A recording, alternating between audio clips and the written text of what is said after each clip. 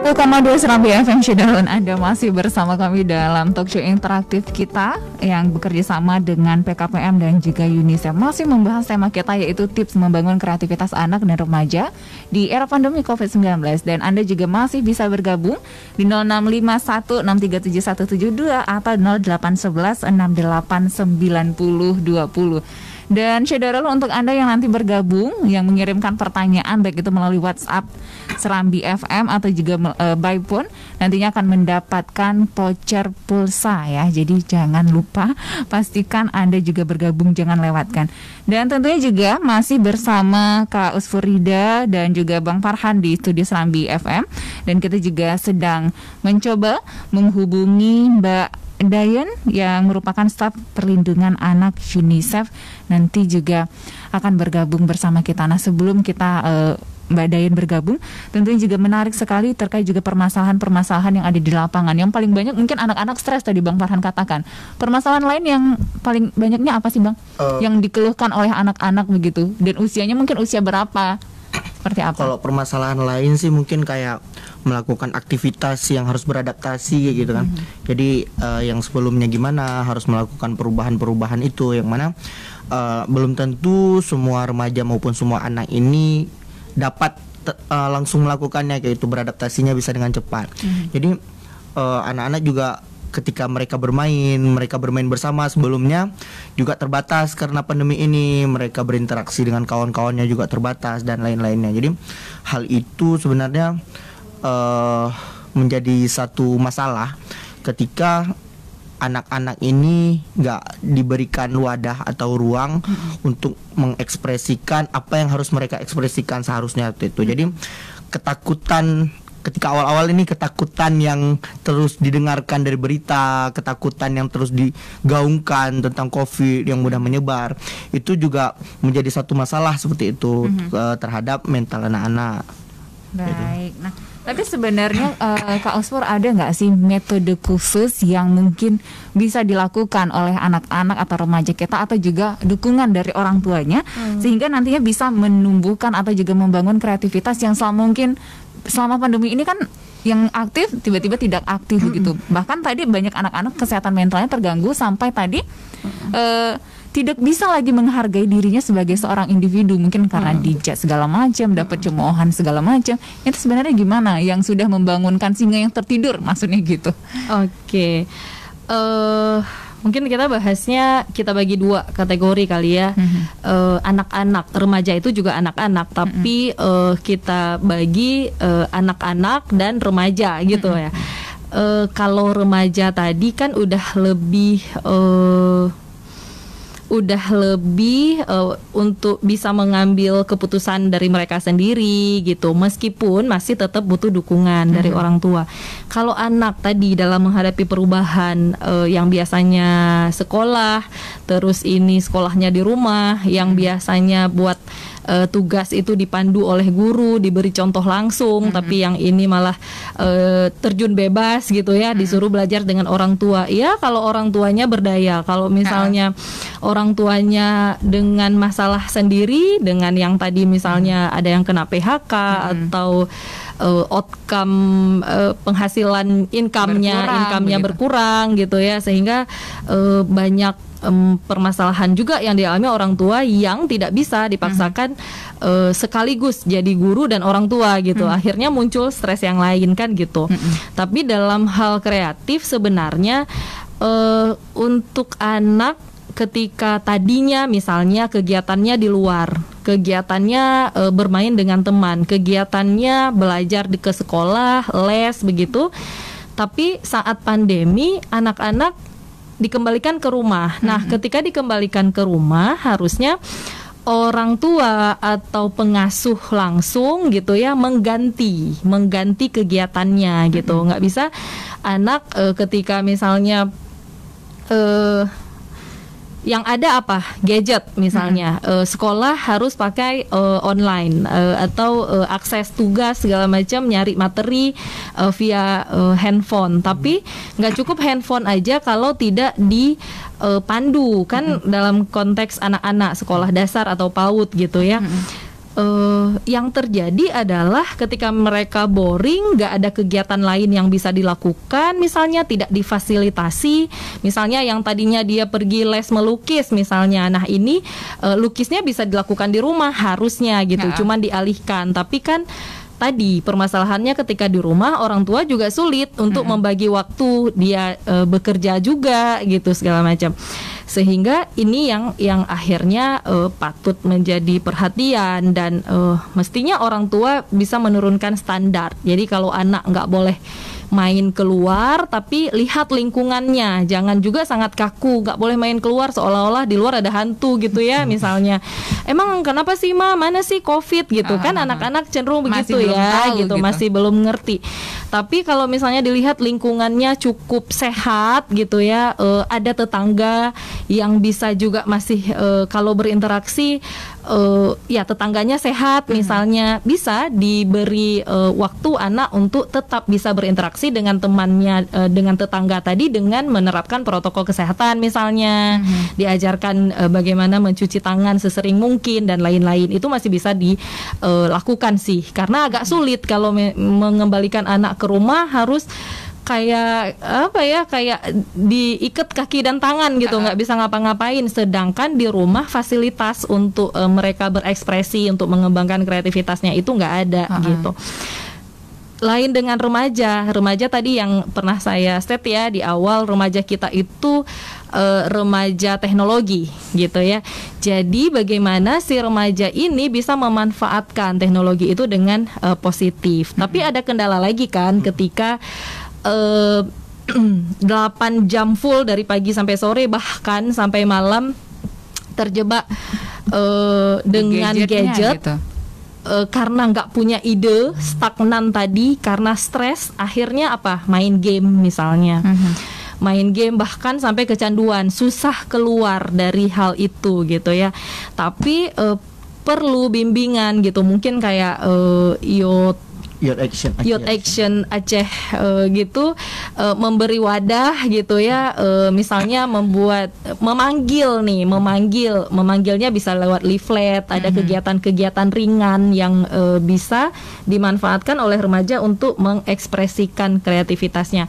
Kalau kreativitas apa yang mau dikembangkan, balik lagi tidak sama aku dengan yang lain, tapi lihat gitu, lihat kemampuan diri, lihat hobi. Jadi mungkin dari hobi bisa dikembangkan menjadi ide-ide kreatif yang produktif akhirnya. Mungkin itu menarik sekali. Nanti kita juga akan tanya kira-kira Aceh Youth Action selama ini sudah melakukan apa saja nih untuk bisa membantu kreativitas anak-anak di masa pandemi. Tapi sebelum itu saya akan membacakan beberapa pertanyaan dari Syederul yang sudah masuk. Ini dari Ibu Dwi di Lambaro. Assalamualaikum Kak, Bang, saya punya 2 pertanyaan. 1, dengan cara-cara apa sih sebenarnya kreativitas anak dapat dikembangkan khususnya untuk anak yang usia dini? Di usianya yang golden age, rasa ingin taunya kan besar nih, terus dengan pribadi yang unik tapi konsentrasinya pendek. Kemudian yang kedua, pendekatan atau metode seperti apa sebenarnya yang harus kita dorong untuk meningkatkan kreativitas si anak? Mengingat di masa pandemik ini setiap orang tua juga harus bisa menjadi guru di rumah, dan anaknya juga tidak cuma satu dan karakternya beda-beda pula bagaimana. Mungkin sebelum menjawab kita juga akan bergabung dulu bersama juga dengan Mbak Dayan. Selamat sore, Assalamualaikum. Iya Mbak Dayan, bisa mendengar ya? Halo, saya? Siap.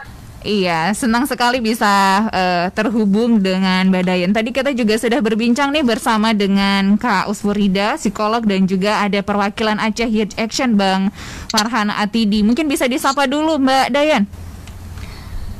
Halo Kak Rida ya, salam kenal ya. Salam kenal, kita udah ketemu ya kalau nggak salah ya Kak ya.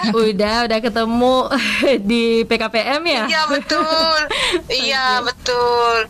Kalau yang Farhan mah udah biasa, teman kerja mitranya UNICEF nih, teman muda yang hebat dalam Aceh Youth Action. Selamat sore buat Kak Rida dan Farhan. Iya, dan juga para pendengar sekalian di Serambi FM.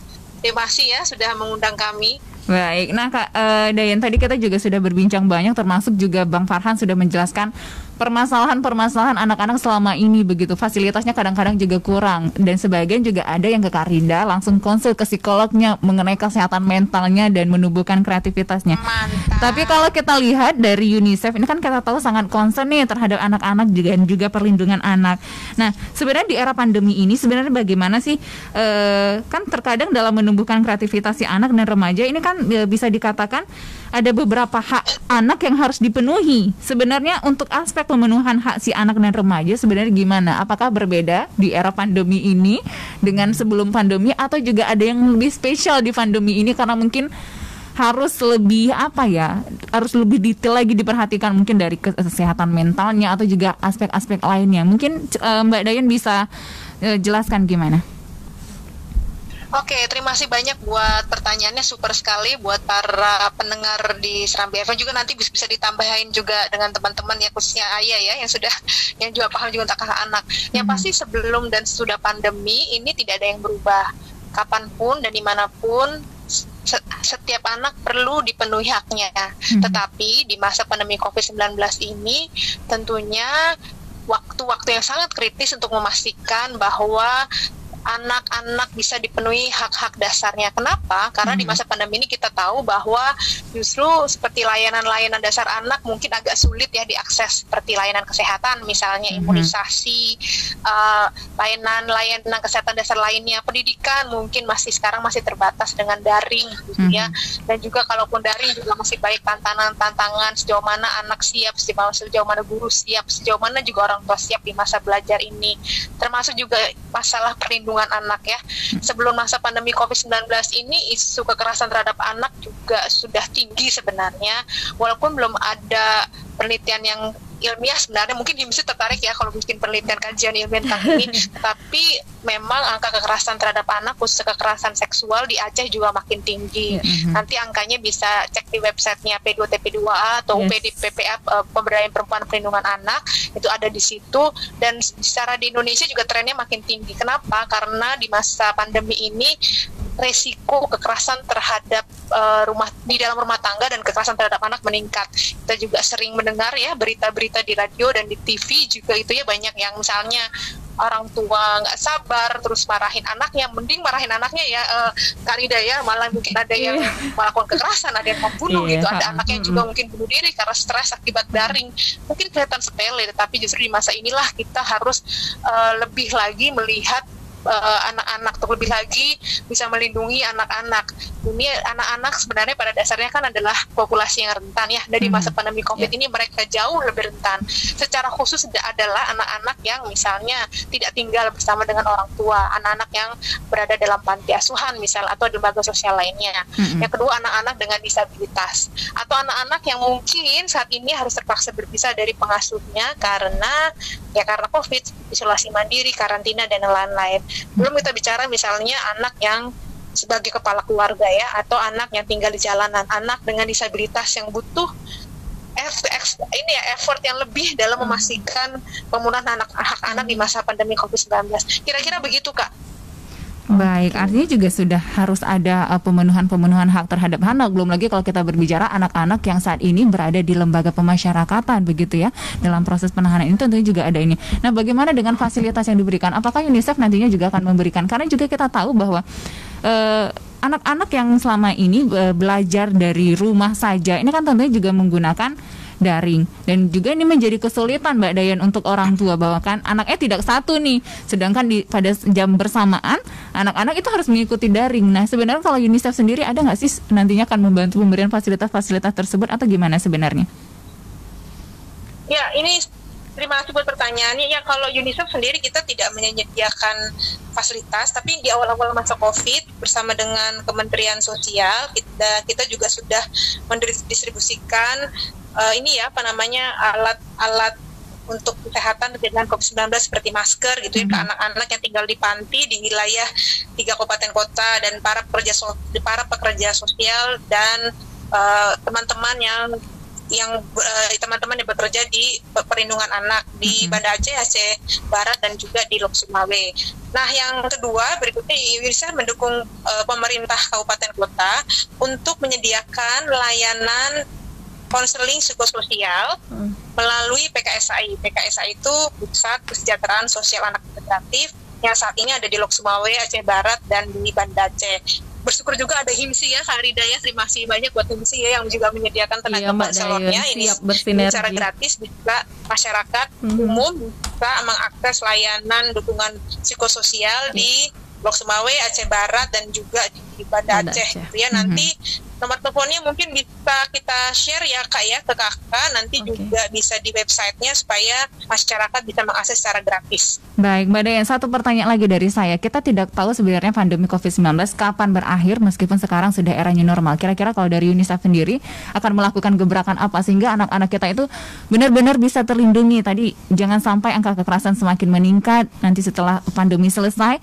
Dan tadi kita juga berbicara mengenai kreativitas anak-anak ternyata di masa pandemi ini juga menurun. Nah, apa nih yang nantinya akan dilakukan oleh UNICEF atau apa yang sudah dilakukan oleh UNICEF selama ini? Ya, selama ini kalau kita bicara tentang kreativitas anak muda ya, nah pas banget ada Ayah Farhan di sini. Halo Farhan. Halo Kak. Mungkin Farhan ya, betul ya, yang ada di TKP ya.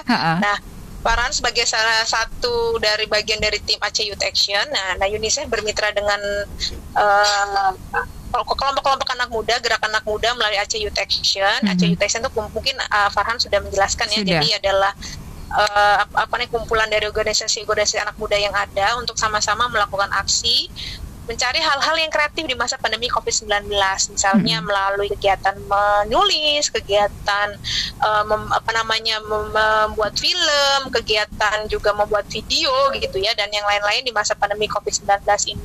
Dan juga banyak webinar-webinar menarik misalnya yang dilakukan sebulan sekali, misalnya tips-tips keren, tips-tips kreatif gitu dari para influencer muda gitu, yang bukan hanya di Aceh tapi juga seluruh Indonesia, untuk bisa berbagi tips kepada anak-anak muda untuk bagaimana sih tetap kreatif, tetap produktif di masa pandemi COVID-19.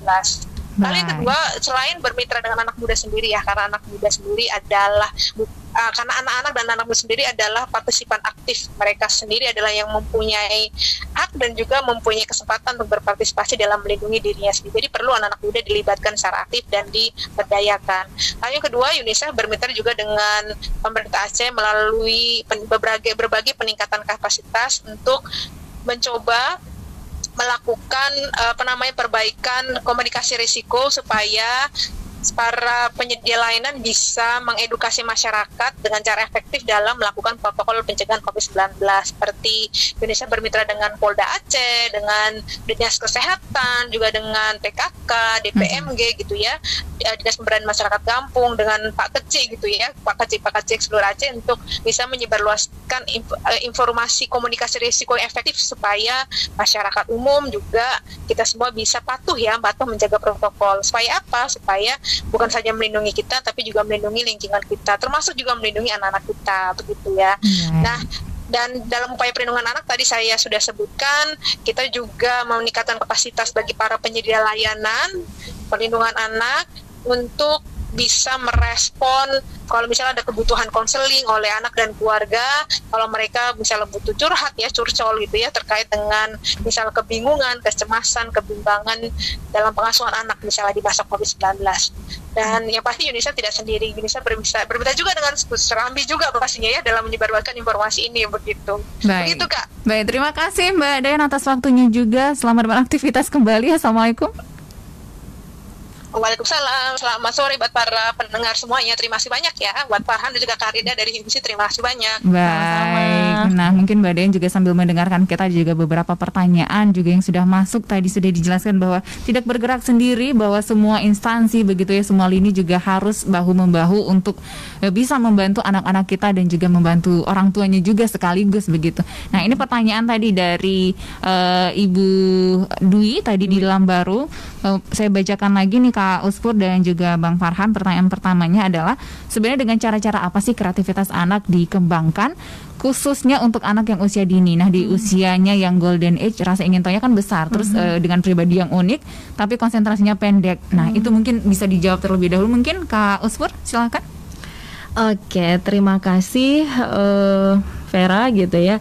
Syederalun, bagus banget pertanyaannya. Ini mungkin yang dialami langsung oleh Bu Dwi gitu ya, ketika anak PAUD dikembalikan ke rumah gitu, tidak ke sekolah gitu. Bagaimana mengembangkan kreativitas anak, perlu kita lihat bakat anak kita itu apa, atau hobinya apa, model anak kita itu seperti apa gitu ya. Sehingga tugas kita orang tua adalah menyediakan fasilitas sebanyak mungkin gitu. Fasilitas yang saya maksudkan di sini tidak pasti harus pakai uang, harus beli gitu, tapi potensi-potensi yang ada di lingkungan itu bisa kita manfaatkan. Misalnya ketika anak kan anak kecil itu dia bermain ya, mengembangkan kreativitasnya itu dengan bermain. Saya sering lihat, kebetulan saya juga asesor PAUD gitu ya.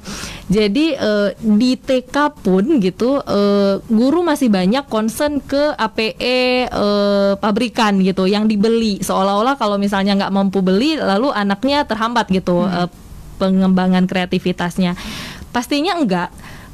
Di rumah, di lingkungan itu apapun bisa dilakukan, asal catatannya orang tua legowo memberi kesempatan pada anak untuk gitu. Memberi peluang untuk mengeksplor gitu ya. Misalnya ketika anak mandi terus bermain sabun gitu ya, itu kan kadang-kadang orang tua banyak yang jangan kelamaan mandinya gitu, jangan main air, jangan main sabun gitu, segala macam, jangan main sabun, sabunnya habis, terus becek segala macam. Padahal waktu itu kan anak sedang mengembangkan gitu ya, trial and errornya gitu, sehingga anak mempelajari sesuatu. Itu contoh kecil gitu ya, belum lagi bermain lumpur atau bermain luar yang dulu ketika kita kecil itu ya, main batok lele, terus main bola kaki di kampung yang nggak ada lapangannya. Itu sebenarnya dasar untuk mengembangkan kreativitas anak. Ketika dia dibebaskan, diberi peluang untuk berekspresi, sebenarnya itu, sehingga nggak ada hambatan sih. Kuncinya ada pada orang tua, bagaimana mau memberikan peluang itu. Mungkin itu. Baik, nah dari Bu Dwi. Tapi sekarang sudah membaca-baca juga pertanyaan. Ada lagi pertanyaan dari Bu Ega. Ini juga hampir sama sekaligus dengan pertanyaan yang kedua dari Bu Dwi tadi. Tapi pertanyaan pertama dari Bu Ega itu adalah sebenarnya apa sih Kak kegiatan ataupun aktivitas yang dilakukan oleh orang tua sehingga bisa mematikan kreativitas si anak? Apakah terlalu sering melarang si anak untuk ini itu juga bisa membuat kreativitasnya mati? Kemudian sebenarnya apa yang harus dilakukan sehingga nantinya bisa mendorong kreativitas? Nah, ini mungkin pertanyaan kedua bisa sekaligus menjawab pertanyaan dari Bu Dwi. Mungkin yang pertama dulu tadi, gimana? Oke. Bicara hubungan relasi anak orang tua, yang paling penting adalah fondasi awal. Fondasi awal dibangun, buat aturan main. Yang namanya anak usia dini itu mereka kan masih di tahap perkembangan praoperasional gitu ya. Mereka belum tahu tuh kalau misalnya praoperasional menuju operasional konkret. Jadi kalau itu aturannya, maka mereka akan melakukan. Yang penting orang tua memantaunya dengan konsisten gitu misalnya. Misalnya supaya orang tua tidak terjebak dengan melarang ini nggak boleh, itu nggak boleh. Kasih waktunya, oke, misalnya ini masa belajarnya kembali ke rumah, dari jam anak harus bangun jam berapa gitu. Mungkin anak kecil itu kan kritis ya, ketika dibangunkan sama seperti jam bangun pagi hari-hari biasanya jam 7, anak nggak tahu mau ngapain karena dia pelajari setelah udah bangun jam 7, nggak ada kegiatan, nggak ada ngapa-ngapain gitu. Biasanya yang harus sarapan dan pergi ke sekolah. Nah ini enggak gitu kan. Jadi lihat anaknya, kalau anaknya sudah memang oke dari disiplin awalnya bangun subuh terus nggak tidur lagi, it's okay. Tapi untuk anak-anak yang malam mereka mau begadang karena masa liburan nih gitu, ya kan? Ya nggak apa-apa, kita turunkan standar. Kita sebagai orang tua menurunkan standar. Sekali-sekali kalau misalnya anak pokoknya sebelum jam 8 harus sudah bangun misalnya. Lalu jam 8 ngapain dulu nih? Anak-anak udah beres belum sarapannya gitu. Jadi kebiasaan-kebiasaan yang bagus jangan juga jadi kacau lagi gitu ya. Sarapan, terus apa aktivitasnya pagi misalnya keluar rumah ke kebun gitu misalnya, atau bercocok tanam lah sekarang lagi ngetren iya, gitu ya kan ajak anak ketika ibunya menyalurkan hobi misalnya nyiram bunga, anaknya mau cabut-cabut rumput gitu, silahkan. Jadi ada pergerakan gitu, ada aktivitas yang dilakukan. Lalu jam 9 terus anak udah mulai tuh kan dikirim PR dari guru. Nah, jangan terlalu lama gitu. Waktu untuk mengerjakan belajar yang serius itu jangan terlalu lama durasinya. Kalau misalnya kira-kira PR-nya ini bisa diselesaikan dalam waktu 1 jam, tapi orang tua harus kreatif. Jangan 1 jam suruh duduk anak diem di situ gitu ya, sementara guru nggak ada di situ, nggak ada yang marahin segala macam, kan beda gitu kondisinya. Jadi mungkin 20 menit dia mengerjakan. Kalau belum, oke, istirahat dulu gitu. Terus berikan reward gitu misalnya. Itu yang harus dilakukan. Lalu lebih banyak mendengar gitu, lebih banyak mendengar. Jadi sifatnya itu bukan one way, bukan perintah satu arah, tapi ayo diskusi. Dalam membuat aturan tadi itu melibatkan anak. Kamu mau ngerjain PR kapan? Kalau anak bilang, mah aku ngerjain tugas sekolah nanti malam aja deh. Oke, berarti kamu setiap hari Senin, Rabu, Jumat itu setiap malam ya ngerjain PR. Terus ngajinya kapan gitu. Jadi karena anak ini belajar ini panjang banget 24 jam di rumah, sehingga dia bebas dong, lebih bebas memilih mengatur waktu sendiri. Orang tua turunkan standar, jangan ayo dong sekarang aja, nanti mama ada kerjaan lain bla bla bla bla gitu, panjang. Nggak harus gitu ngikutin mamanya dulu begitu. Iya, Nah, mungkin waktu kita juga mungkin pertanyaan terakhir ini dari Ibu Juli, beliau mengatakan bahwa anak-anak orang tuanya yang bekerja tapi harus terabaikan di rumah karena sekolahnya libur, pergaulannya tidak terkontrol. Orang tua harus apa? Karena kadang-kadang buat orang tua stres. Iya Ini sih. gimana?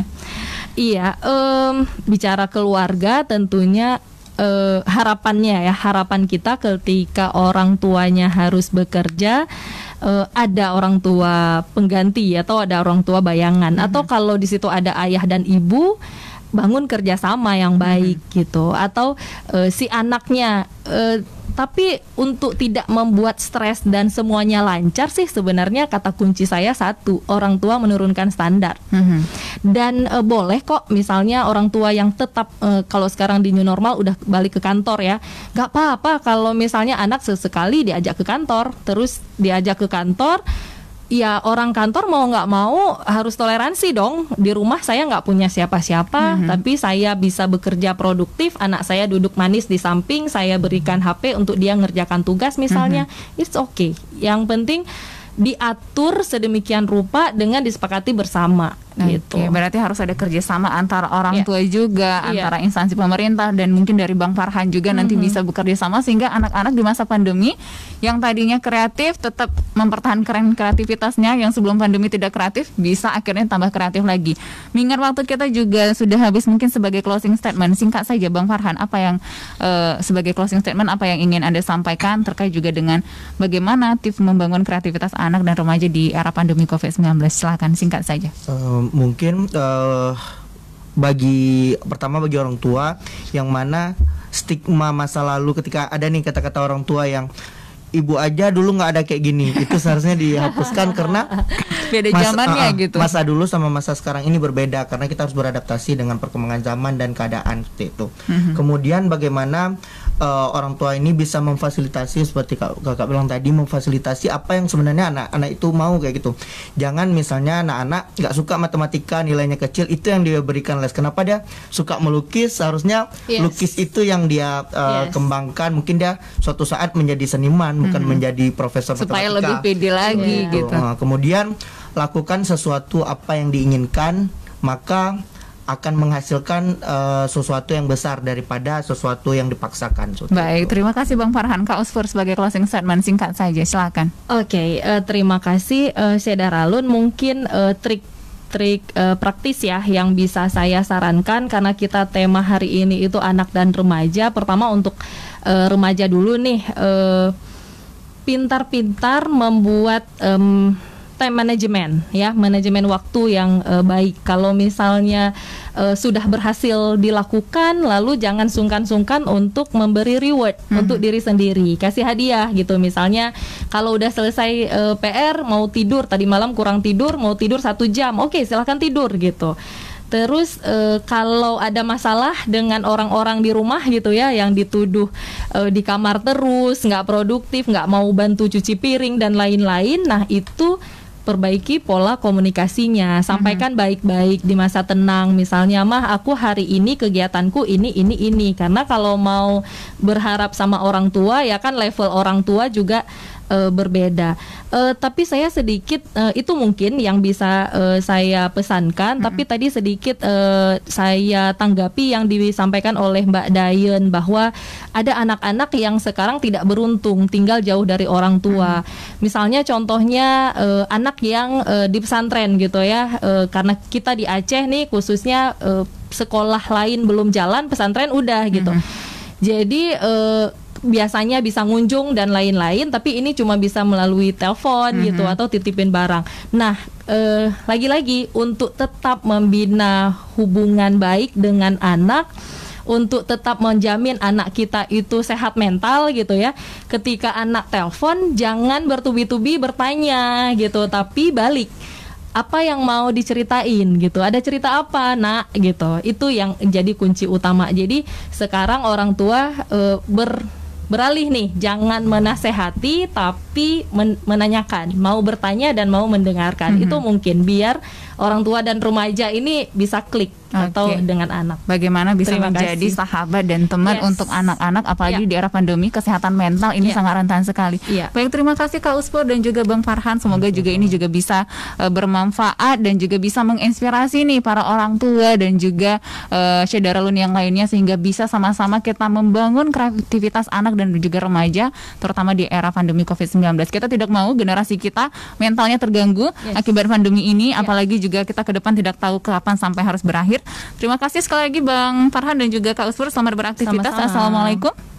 Oke, waalaikumsalam warahmatullahi. Dan Syedaralun tentunya juga seperti yang saya janjikan tadi, bahwa untuk tadi penanya nantinya akan mendapatkan voucher. Dan selamat untuk Bu Dwi, Bu Ega dan juga Bu Yuli sudah mendapatkan voucher, nanti akan dihubungi oleh pihak kami.